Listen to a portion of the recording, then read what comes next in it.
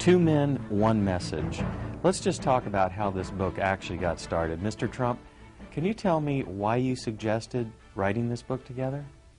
Well, I've been a big fan of Robert's and of Rich Dad for so long. I've seen it, I've read it, everybody I know has read it, and he's just a very special man who I wanted to do something with. And we were making a speech together, and I listened to his speech, I liked it. He listened to my speech, I assume he liked it. You'd have to ask him, but I assume he liked it. And one day, after one of our speeches in front of a tremendous crowd of people, 61,500 people, he came up to me and he said, we ought to do something together.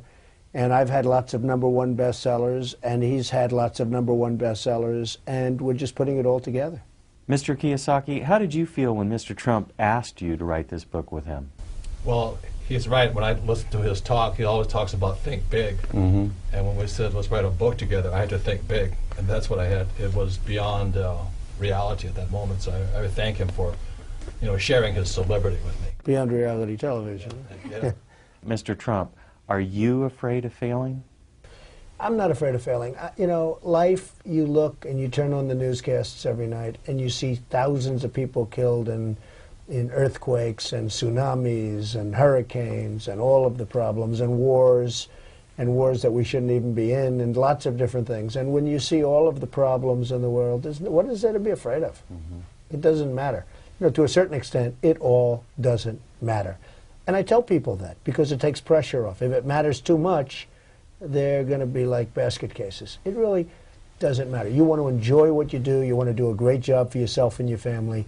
But ultimately, in the scope of things, what really matters? And that does take a certain amount of pressure off. And I'm not sure that Robert agrees with my statement, but I see people, they're so intent on doing something, and it's so scary, and they can't even function properly because it's so important to them. And sometimes you say to yourself, it doesn't matter if it works, if it doesn't work.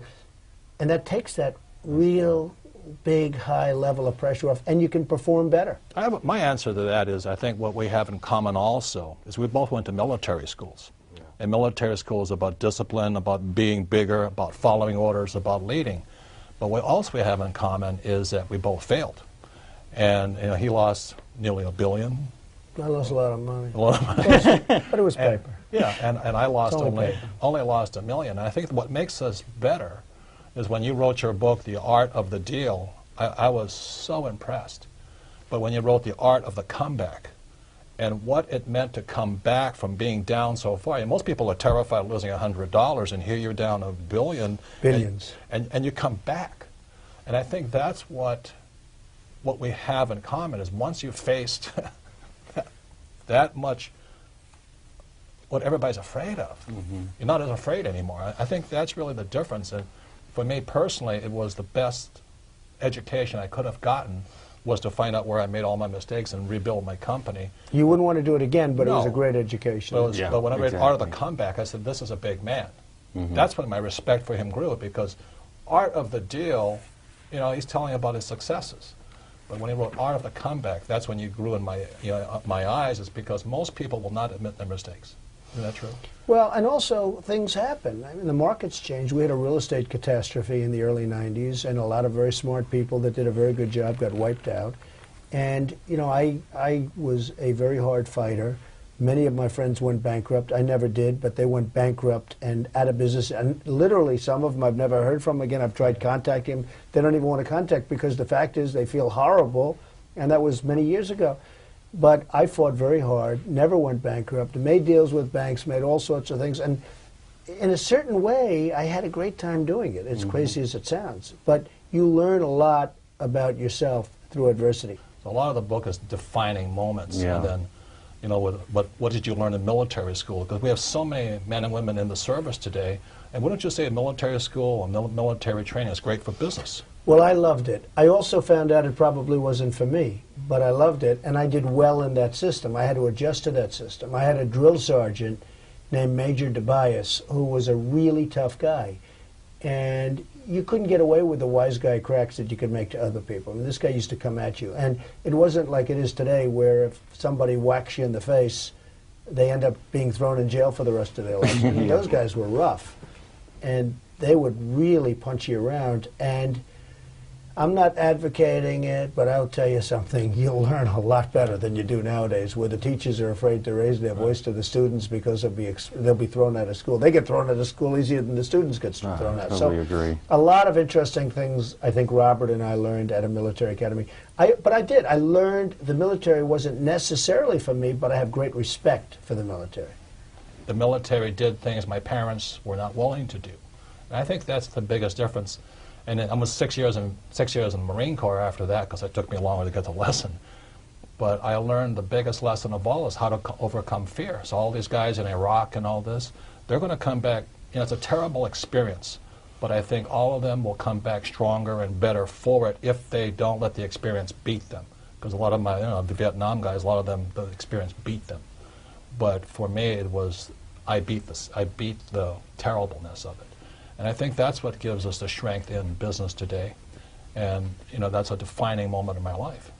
Well, let's talk about money a little bit. There are those who say that money doesn't bring happiness, or that money doesn't make you happy. I mean, is that true? Well, I think it's true, but it certainly makes life a lot easier. If you can educate your children, if you can not have to worry about being able to afford a doctor when somebody's not feeling well in the family, it certainly makes life a lot easier. And I don't use the word happy, I use the word content. I think you're more content. And money ultimately, beyond a certain point, is just a scorecard. But you sort of love it. I mean, it's what we do. It's a game, isn't it? It is a game. It's a game. Ultimately, it's a game. You play the game. You want to play the game well. You don't like to lose. Keep score. It's a scorecard. Is it easier to become rich today than it was 30 years ago? I'd say so. The internet and the communications are easier, and the leverage is easier. There's more ways of making money. But let me say this about people who say, that money doesn't make you happy. I've been without money, and anybody who says money doesn't make you happy obviously hasn't been broke yet, or that somebody gave them the money. Because when I didn't have money, Kim and I, it's our 20th anniversary this year, and when we didn't have money, we fought more. And we're a lot happier. It's a game. We keep score. We enjoy it. And as Donald says, if you're doing what you love, that's it. If you're working at something you don't love for money, that's misery. I mean, that's as good as going to hell, as far as I'm concerned. Mr. Trump, do you think anybody can be rich?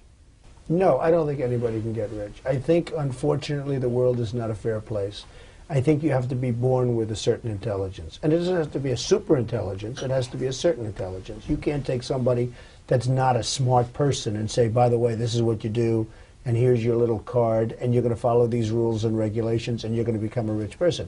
The world is not fair. They come with this statement, all men are created equal. Well, it sounds beautiful, and it was written by some very wonderful people and brilliant people, but it's not true, because all people and all men aren't created. Now, today, they'd say all men and women. Of course, they would have changed that statement that was made many years ago. But the fact is, you have to be born and blessed with something up here.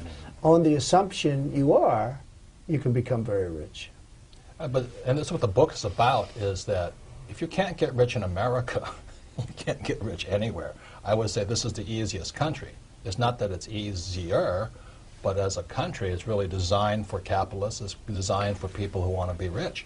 And that's our concern right now, is that I think life has gotten somewhat too easy for some people.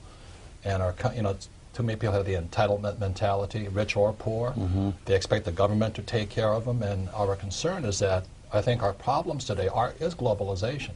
Our government cannot protect us from the world today. I mean, the government cannot stop higher oil prices, or they cannot stop China from getting stronger and all this. So now today, the average person is competing for a job with somebody in India or the Philippines or Ireland.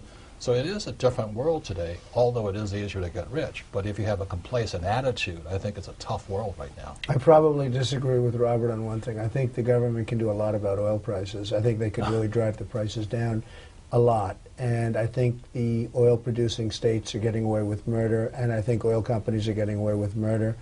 And lots of people having to do with energy are getting away with murder. So I really feel our government could be much more proactive in that. But there are many things that the government cannot do well. Well, Donald and I were very blessed that we both had rich dads. My best friend's father was my rich dad. And financial education is more important than ever before. So I thank you for viewing this, and I wish you all the best of luck.